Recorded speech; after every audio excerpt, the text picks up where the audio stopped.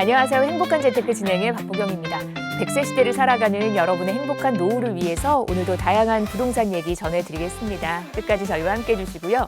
평소에 부동산 관련해서 궁금한 내용이 있으셨다면 아래 번호로 전화 주십시오.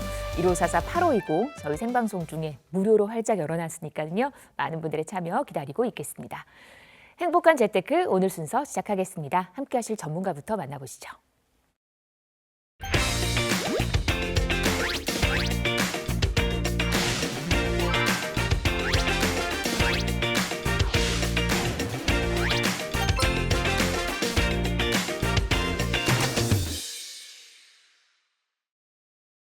네, 저희 오늘은요 이동주 전문가와 이 시간 함께하겠습니다. 어서 오십시오.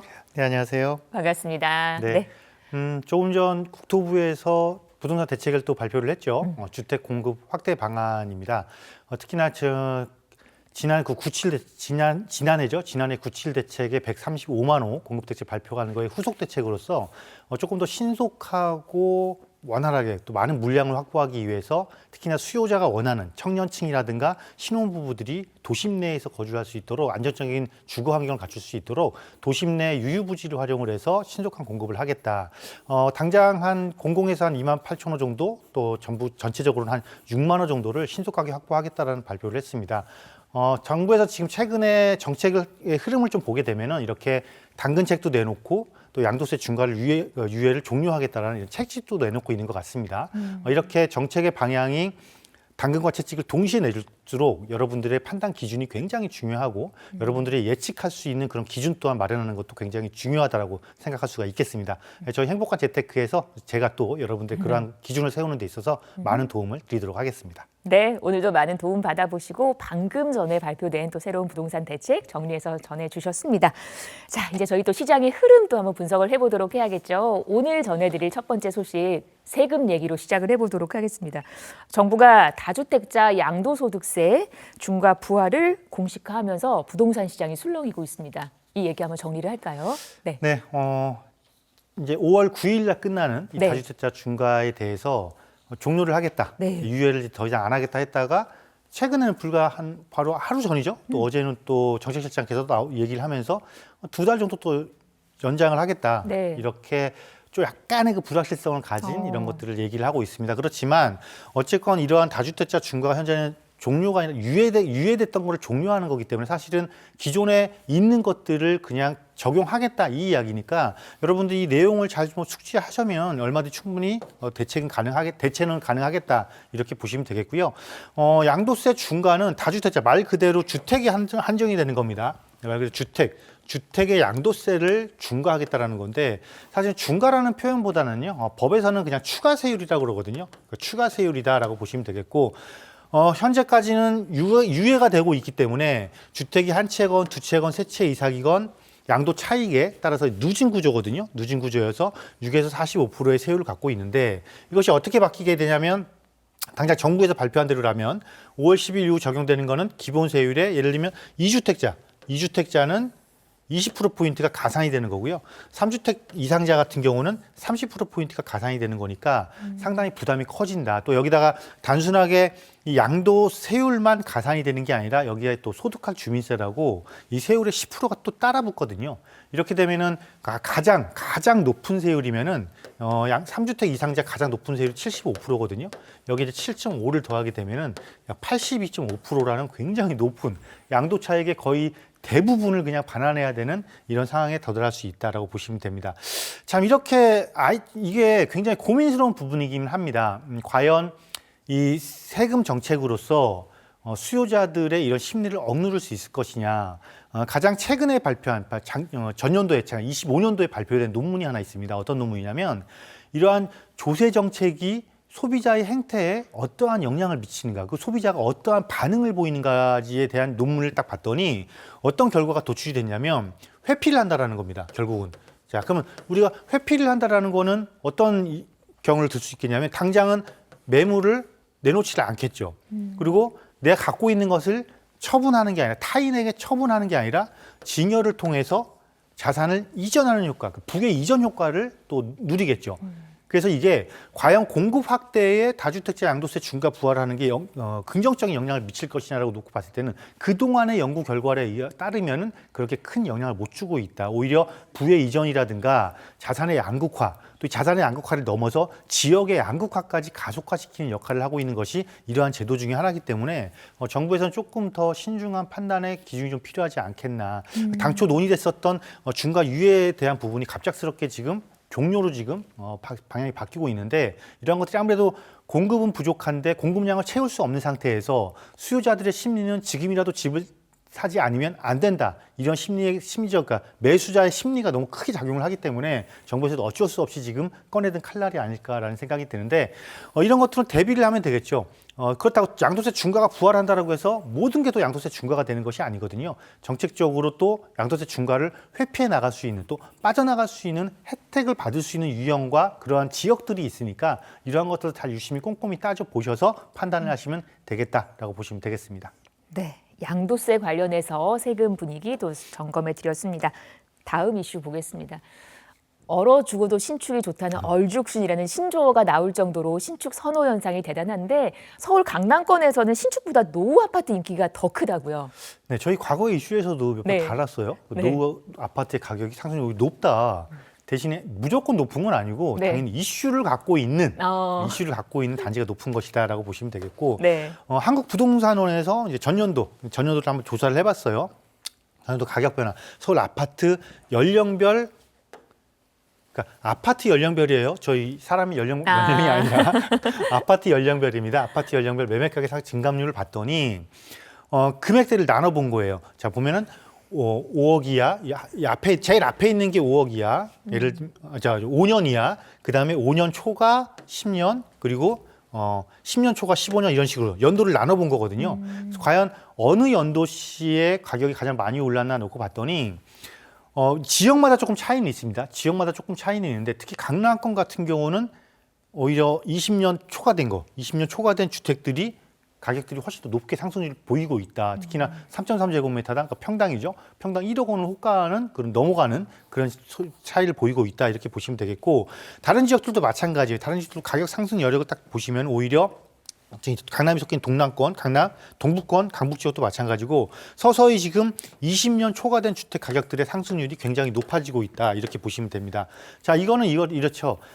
도심에 특히 서울이니까 서울 내에 공급 유일한 대안은 사실은 재개발, 재건축인데 결국은 이런 노후 아파트들이 연도가 지나갈수록, 그러니까 연도를 채워질수록 그 기대감이 높아진다라는 거죠. 결국은 유일한 공급 대안이다라는 이런 수요자들이 바라보는 관점이 이렇기 때문에 당연히 수요의 쏠림 현상이 일어나는 거고 이로 인한 가격 상승은 당연히 이에 해당 아파트들이 더 높을 수밖에 없다 이렇게 보시면 되겠고 강남권뿐만 아니라 어느 지역이든 마찬가지입니다. 서울의 25개 구 전체적으로 대규모 단지를 조성하고 있으면서 재건축을 할 수 있는 단지들에 대한 기대감을 더욱더 상승을 할 것이다. 왜냐하면 그 단지들은 그만큼 신축으로 바뀔 수 있는 희소 가치와 기대감을 갖추고 있기 때문이다라고 결정을 보시면 되겠고 원인을 분석을 해보시면 되겠고 따라서 앞으로도 그러한 이슈를 갖고 있는 노후 단지들의 주택가격 상승은 꾸준하게 이어질 것으로 보여진다라고 판단을 하시면 되겠습니다. 네, 강남권에서 이슈를 갖고 있는 구축 아파트들의 인기가 좋다라는 얘기 전해주셨습니다. 저희 방송에서 언급된 부동산 관련 설명은 전문가 개인의 의견입니다. 투자하실 때는 나의 성향 잘 파악하시고 투자에 대한 판단은 본인의 몫이라는 점 기억하시기를 바랍니다. 네, 행복한 재테크 생방송으로 함께하고 계십니다. 평소에 부동산 관련해서 고민들이 있으시다면 이 시간에 전화 주시면 됩니다. 저희 무료 전화고요. 1544-8520으로 함께하시면 되겠습니다. 자, 그러면 이제 첫 번째 전화부터 연결을 하겠습니다. 여보세요. 네, 안녕하세요. 네, 안녕하세요. 반갑습니다. 어떤 부분이 궁금하실까요? 네, 제가 예전에 2023년에 네. 그 미분양된 아파트가 있어서 네. 그거를 미분양권을 샀었는데 네. 네, 그 사이에 정책이 바뀌어가지고 지금 좀 집이 네. 그러니까 등기를 1월 9일부터 등기를 치게 돼 있는데요. 신규 네. 아파트예요. 네. 근데 여기가 토지 허가제가 되면서 집이 뭐 대출이 안 되는 건지 살 사람도 안 나타나고 전세도 지금 안 나타나서 네. 네, 제가 집이 하나 더 있는 상태여가지고 네. 지금 되게 곤란한 처지가 돼서 어떤 식으로 해결을 해야 될까 해서 전화를 드렸어요. 어느 지역일까요? 네, 수원시 팔달구에 있는 아파트예요. 아, 수원시 팔달구. 알겠습니다. 네, 분양권을 갖고 계시는데 미분양 분양권을 사신 건데 네. 결국에는 네, 다주택자가 된 거잖아요. 네. 이걸 좀 피하려면 어떻게 해야 되는지 저희 이동주 전문가님 바꿔드릴게요. 좋은 방법이 있었으면 좋겠습니다. 네. 네, 안녕하세요. 네, 안녕하세요. 네. 지금 그럼 등기를 하신 거예요? 아니요, 1월 9일부터 등기를 치라고 하는데 지금 등기를 못 치고 있거든요. 등기를 안 치고 싶은 거죠. 웬만하면 팔고 마이너스 T라도 좀 내놔서 팔려고 하는데 그것도 녹록지가 않더라고요. 현재 마이너스 프리미엄이에요? 네, 지금 규제 지역으로 지정이 돼서 그런 거예요? 네.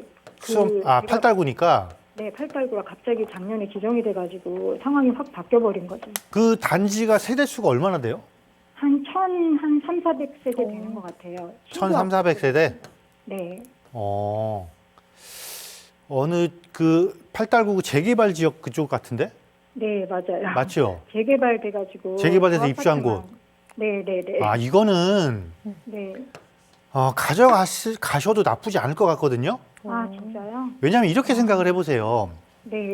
자, 규제 지역으로 왜 지정을 했을까요? 아, 물론 뭐 프리미엄이 있을 거다 생각해서 한 것 같긴 네. 한데 주변에서 여기 지역은 수원 사시는 분들이 네. 다 여기 지역은 네. 가격이 높게 안 올라갈 것이다 앞으로도. 그러니까 보유세나 이자만 많이 나가니까 나중에도 양도소득세만 많이 나갈 거다. 그러니까 어떻게 해서든 자, 마이너스를 해서 빠져라 지금 그렇게 네. 얘기를 하고. 아니에요. 자, 그럼에도 불구하고 규제 지역으로 지정이 됐다라는 거는 그 지역의 평균적인 가격 상승률이 높기 때문에 지정이 된 거고요.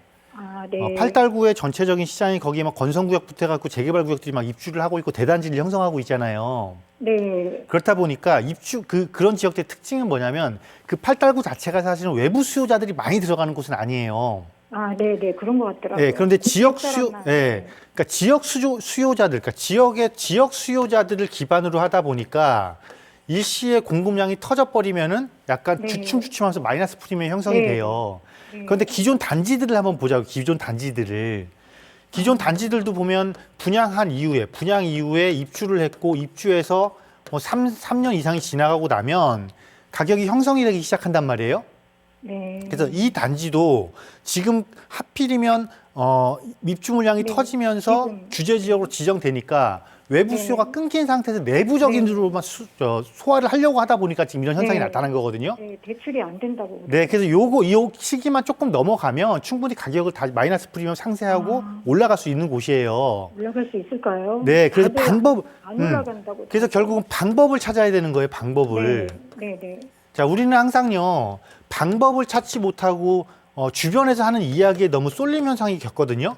아, 네. 이렇게 하다 보니까 지금, 그러니까 예를 들면 시기예요, 시기. 내가 이거를 놓더라도 굳이 네. 마이너스 프리미엄까지 내가 손실을 봐면서까지 놓을 것이냐 아니면 조금 어려운 시기를 이겨내서 그래도 어쨌건 이익 실현을 하고 넘길 것이냐 이 이익 판단이거든요. 네. 근데 주변 사람들의 말을 들으면 지금 당장 큰일이 나는 것 같아요. 네, 맞아요. 그래서 당장 큰일이 나는 것 같아서 그걸 놔버리면은 한 1, 2년 있으면 후회한단 말이에요. 아, 그래서 네. 수원의 팔달구 가격 상승 여력 충분히 있으니까요.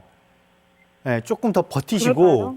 방법을 찾아봐 보세요 한번. 이거 어떻게 명의를 다른 분한테 할 수 있는 방법이 없어요? 저희 자녀한테 할 수 있는데 네. 분양권을 지금 갖고 있는 상태라 자녀한테 하면 또 그게 자녀가 나이가 어떻게 돼요? 네, 자녀는 직장을 다녀서 네. 해도 될 것 같긴 한데. 직장 다녀요? 네. 그러면 8, 9 됐으니까. 이거 그 분양 받고 중도금 대출 처리한 거예요? 네, 중도금 대출 처리해서 이자가 3,500 정도 나올 것 같더라고요. 아, 그래요? 네. 이게 뭐냐면 양도의 방법이 있고요. 자녀한테 넘겨도 증여의 방법이 있거든요. 아, 네네. 그런데 만약에 증여를 하게 되면 제가 대출을 왜 물어봤냐면 네네. 증여를 하게 되면 그 대출 부분은 양도한 걸로 봐요. 아, 네. 근데 대출한 걸 양도로 보긴 하는데 지금 마이너스 프리미엄이라고 그랬잖아요. 네. 그럼 자녀한테 그걸 마이너스 프리미엄으로 양도를 하면 되는 거예요. 아, 그렇게 하면 증여 부분이 줄겠죠. 아, 네. 그러니까 이걸 우리가 흔히 말하는 부담부 증여라고 하거든요. 아, 네네네. 네. 양도하는 마이너스 프리미엄 양도를 하면 내 양도세가 준단 말이에요. 없단 말이에요. 네네네. 당연히 없죠. 없어요. 마이너스니까. 네네네. 예, 그리고 그 자녀한테 그러면 양도한 대출 금액만큼 빠지고 증여를 하는 거니까 증여 부분이 얼마 안 되죠. 아, 네, 그렇죠. 예. 네. 그래서 이건 전체 증여는 어쨌건 안 되는 상황이거든요. 네네. 그런데 지금 마이너스 프리미엄이 자녀한테 증여를 하게 되면 제가 말한 그대로 아마 적용이 되기 때문에 증여세를 분양권만- 조금 냈고 자녀한테 이전을 할 수 있고요. 아, 대신에 네. 그 전에 직장 다니고 있으면 세대 분리가 가능하잖아요. 네, 지금 분리를 세대 분리를 하셔야 돼요. 네네네. 세대 분리를 안 하면 취득세 중감해지니까. 아, 네, 맞아요. 네. 예, 근데 30세 미만이어도 직장 생활 1년 1년 이상 했어요? 네네. 1년 이상 했으면 네. 30세 이상이 미만이어도 세대 분리 인정되거든요. 아, 네, 네. 그러니까 일단 뭐 세대 분리해서 그 세대 분리 네. 하면은 같은 세대여도 원래는 분양은 분양 당시 기준으로 하긴 하는데 아, 같은 가족 내에서 세대 분리를 해버리면 괜찮아요. 네네. 자녀 세대 분리를 해버리면 부부는 안 되고. 네. 예, 그래서 요렇게 해서 자녀한테 일단 등기를 하세요. 아, 네. 예, 하시고 아, 그 방법이 있구나. 네 조금 보유했다가 마이너스 프리미엄 넘어가고 차익 실현 좀 하고 넘기시면 될 것 같아요.